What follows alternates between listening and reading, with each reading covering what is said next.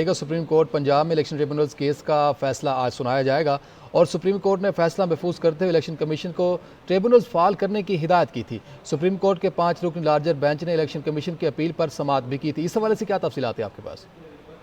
जी बिल्कुल, supreme court आज Punjab election tribunals case का फैसला भी सुनाएगी और बेंच के अंदर जस्टिस अमीनुद्दीन खान, जस्टिस जमाल मंदोकी शामिल है, जस्टिस नईम अख्तर खान, जस्टिस अकील अब्बासी शामिल है। चीफ जस्टिस ऑफ पाकिस्तान की सरबराही में 5 रुकनी लार्जर बेंच है जिसने गुज़िश्ता हफ्ते मंगल के रोज समाअत मुकम्मल करने के बाद फैसला महफूज किया था और अदालत इस्मा ने फैसला महफूज करते हुए इलेक्शन कमीशन को ट्रिब्यूनल्स फाल करने की हिदायत की थी। सुप्रीम कोर्ट के अंदर 5 रुकनी लार्जर बेंच ने यह समाअत इलेक्शन कमीशन की अपील के ऊपर की थी। इलेक्शन कमीशन ने लाहौर हाई कोर्ट का 29 मई का ऑर्डर सुप्रीम कोर्ट में चैलेंज किया था और अदालत इस्मा ने इब्तिदाई समाअतों के अंदर ही इलेक्शन कमीशन और chief justice Lahore high court को मशावरत से पहले मामला हल करने की हिदायत की थी। सुप्रीम कोर्ट ने इस केस के अंदर इलेक्शन कमीशन से तमाम हाई कोर्ट के साथ ट्रिब्यूनल्स की तश्कील के हवाले से होने वाली जो खतों किताबत थी उसका रिकॉर्ड भी तलब किया था। जी जी शुक्रिया सर।